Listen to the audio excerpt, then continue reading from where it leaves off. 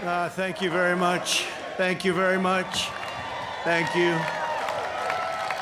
Thank you very much. Friends, delegates, and distinguished guests, please.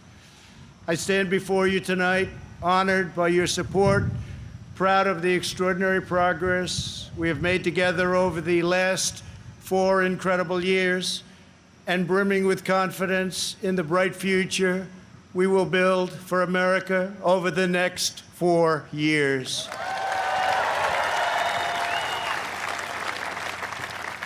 We begin this evening. Our thoughts are with the wonderful people who have just come through the wrath of Hurricane Laura. We are working closely with state and local officials in Texas, Louisiana, Arkansas, Mississippi, sparing no effort to save lives. While the hurricane was fierce, one of the strongest to make landfall in 150 years, the casualties and damage were far less than thought possible only 24 hours ago. And this is due to the great work of FEMA, law enforcement, and the individual states. I will be going this weekend, and congratulations, thank you for that great job out there. We really appreciate it. We are one national family, and we will always protect, love, and care for each other. Here tonight are the people who have made my journey possible and filled my life with so much joy. For her incredible service to our nation and its children, I want to thank our magnificent First Lady.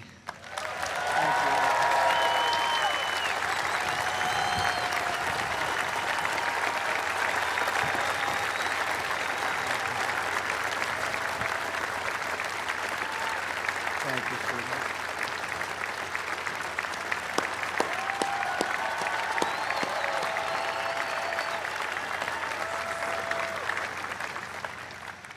I also want to thank my amazing daughter, Ivanka, for that introduction, and to all of my children. Ivanka, please stand up. Great job. And to all of my children and grandchildren, I love you more than words can express. I know my brother Robert is looking down on us right now from heaven.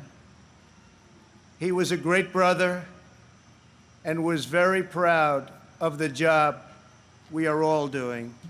Thank you. We love you, Robert. Let us also take a moment to show our profound appreciation for a man who has always fought by our side and stood up for our values, a man of deep faith and steadfast conviction, our Vice President Mike Pence.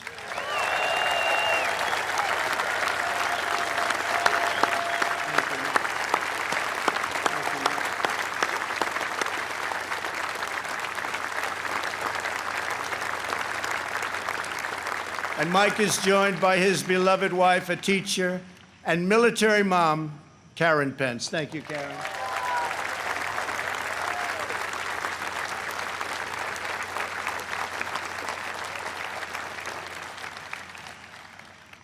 My fellow Americans, tonight, with a heart full of gratitude and boundless optimism, I profoundly accept this nomination for President of the United States.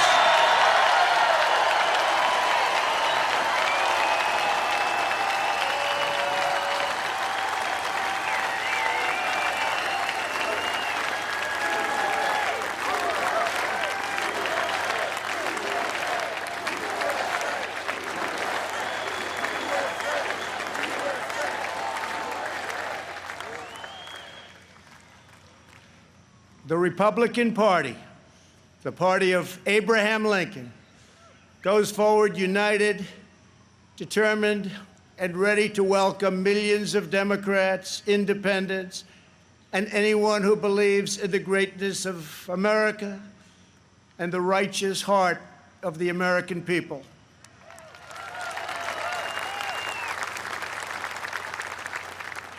In a new term as president, we will again build the greatest economy in history, quickly returning to full employment, soaring incomes, and record prosperity.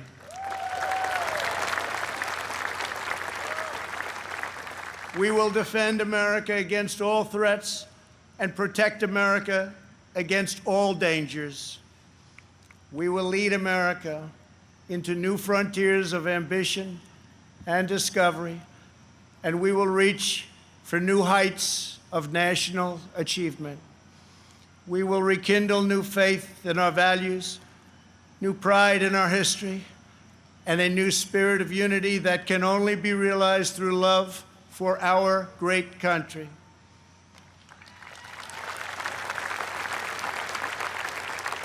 Because we understand that America is not a land cloaked in darkness. America is the torch that enlightens the entire world.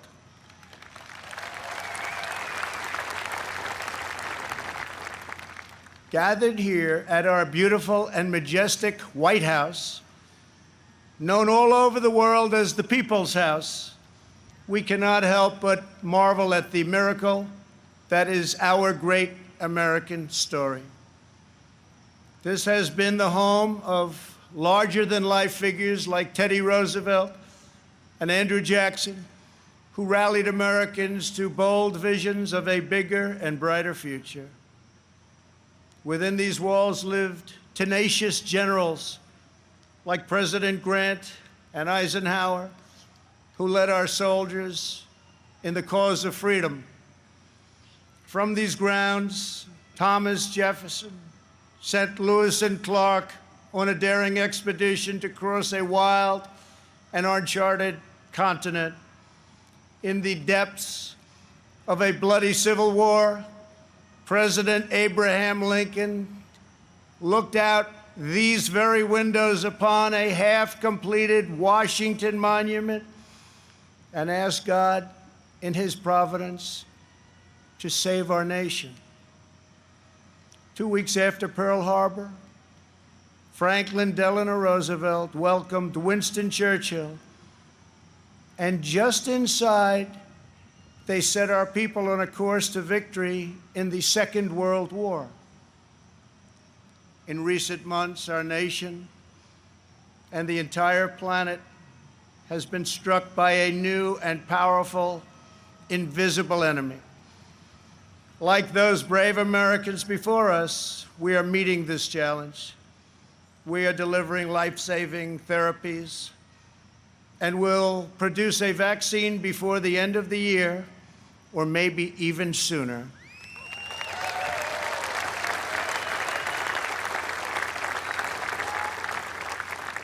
We will defeat the virus, end the pandemic, and emerge stronger than ever before.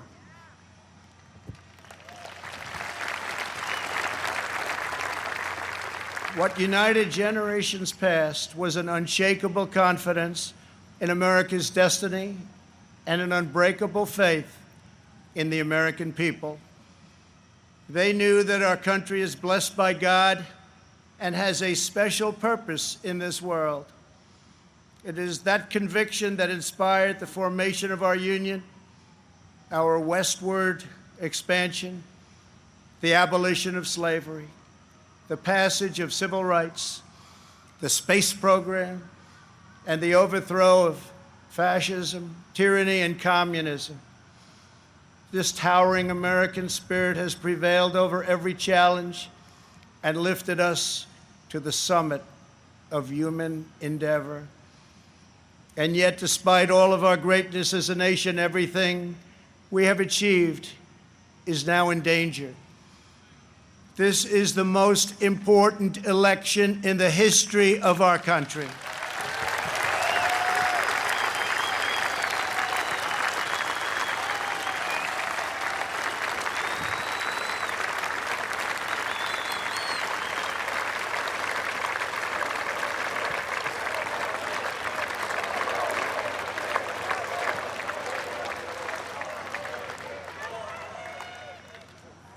Thank you.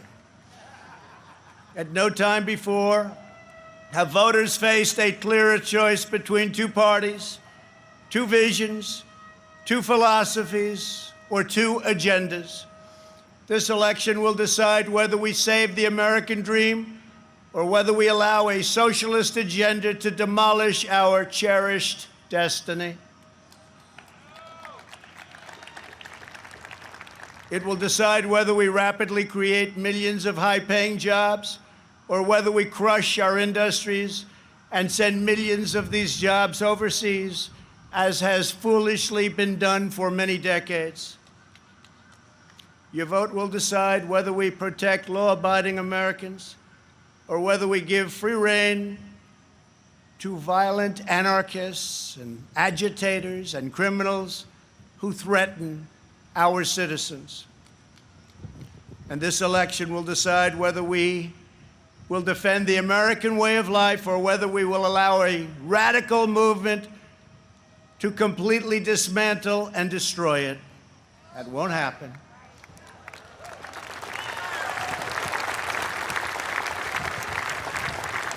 At the Democrat National Convention, Joe Biden and his party repeatedly assailed America as a land of racial, economic, and social injustice. So tonight I ask you a simple question. How can the Democrat Party ask to lead our country when it spends so much time tearing down our country?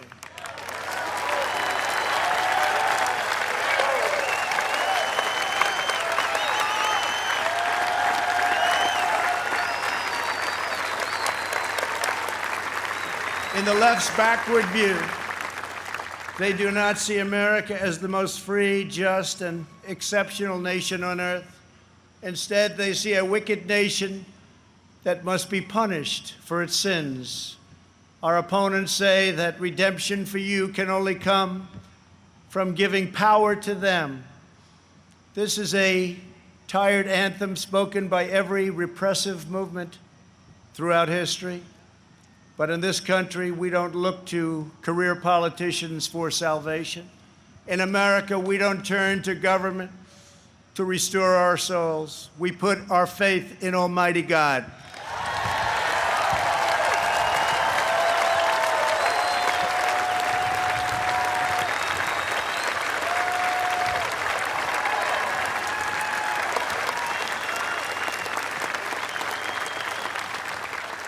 Joe Biden is not a savior of America's soul.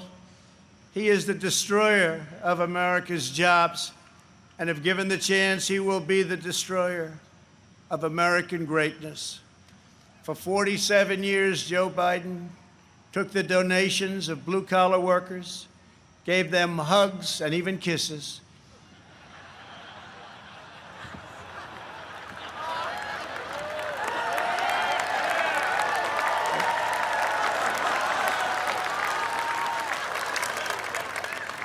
and told them he felt their pain. And then he flew back to Washington and voted to ship our jobs to China and many other distant lands. Joe Biden spent his entire career outsourcing their dreams and the dreams of American workers, offshoring their jobs, opening their borders, and sending their sons and daughters to fight in endless foreign wars, wars that never ended. 4 years ago, I ran for president because I could not watch this betrayal of our country any longer. I could not sit by as career politicians let other countries take advantage of us on trade, borders, foreign policy, and national defense. Our NATO partners, as an example, were very far behind in their defense payments. But at my strong urging, they agreed to pay $130 billion more a year, the first time in over 20 years that they upped their payments.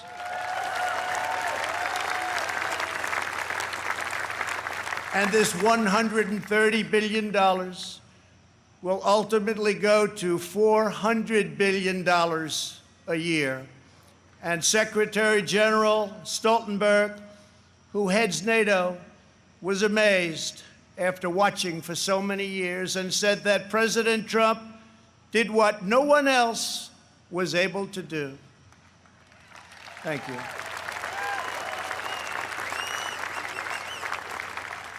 From the moment I left my former life behind, and it was a good life, I have done nothing but fight for you. I did what our political establishment never expected and could never forgive, breaking the cardinal rule of Washington politics. I kept my promise.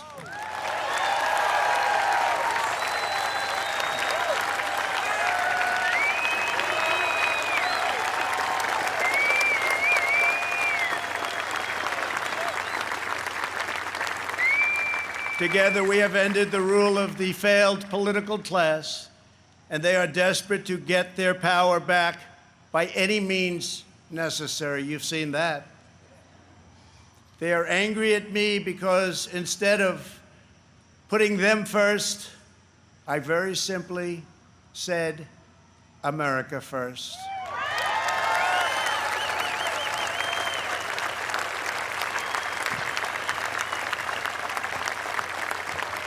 Thank you. Days after taking office, we shocked the Washington establishment and withdrew from the last administration's job-killing Trans-Pacific Partnership.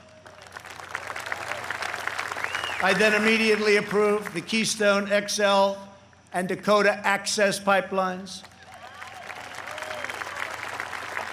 ended the unfair and very costly Paris Climate Accord, and secured for the first time American energy independence.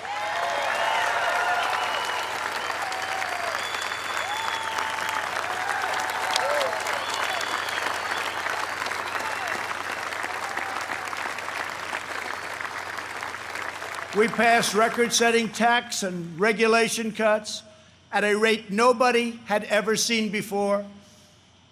Within 3 short years, we built the strongest economy in the history of the world. Washington insiders asked me not to stand up to China. They pleaded with me to let China continue stealing our jobs, ripping us off, and robbing our country blind. But I kept my word to the American people. We took the toughest, boldest, strongest, and hardest-hitting action against China in American history by far.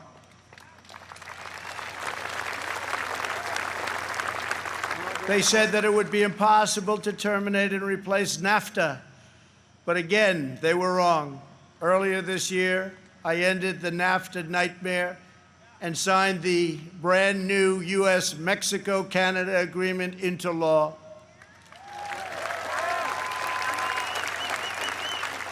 And right now, auto companies and others are building their plants and factories in America, not firing their employees, and not deserting us for other countries. In perhaps no area did the Washington special interests try harder to stop us than on my policy of pro-American immigration. But I refuse to back down, and today America's borders are more secure than ever before.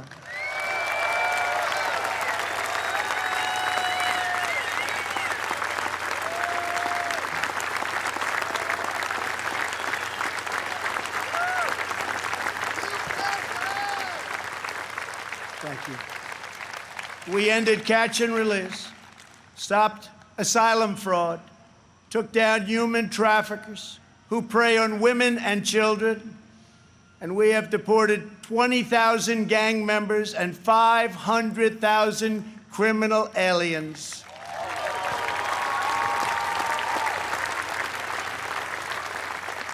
We have already built 300 miles of border wall, and we are adding 10 new miles every single week.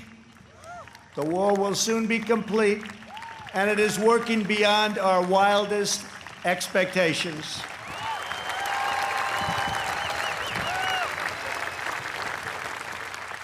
We are joined this evening by members of the Border Patrol Union, representing our country's courageous border agents. Thank you very much for being here. Thank you. Brave, brave people.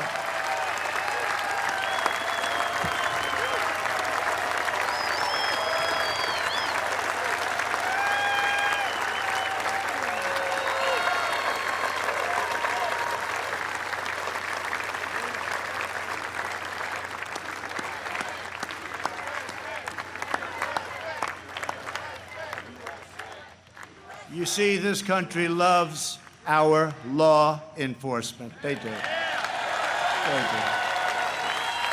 They really do. Love and respect.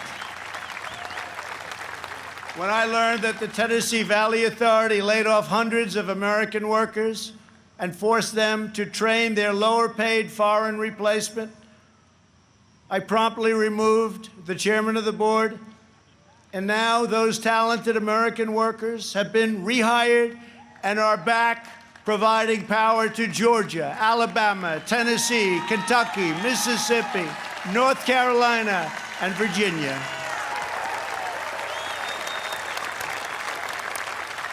They have their old jobs back, and some are here with us this evening. Please stand. You went through a lot. Please stand. Thank you. Thank you very much. You've been through a lot. Thank you very much. Last month, I took on Big Pharma. You think that's easy? It's not. And signed orders that will massively lower the cost of your prescription drugs and give critically ill patients access to life-saving cures. We passed the decades-long-awaited right to try. Right to try.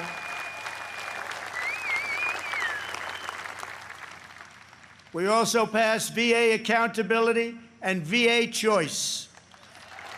Our great veterans, we're taking care of our veterans. 91% approval rating this month, the VA, given by our veterans. First time anything like that's ever happened. By the end of my first term, we will have approved more than 300 federal judges, including 2 great new Supreme Court justices.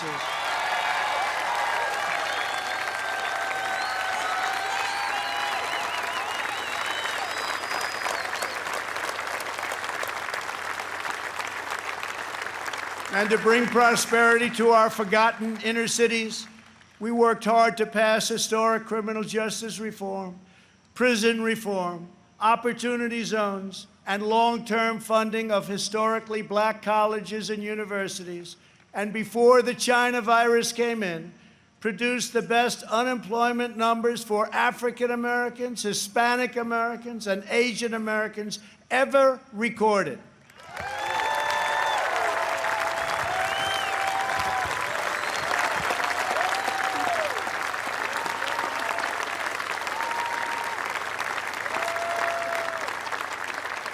And I say very modestly that I have done more for the African-American community than any president since Abraham Lincoln, our first Republican president.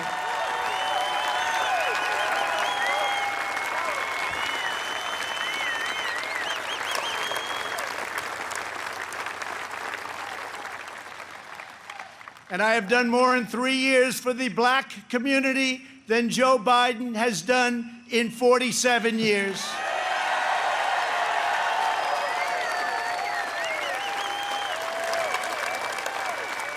And when I'm reelected, the best is yet to come.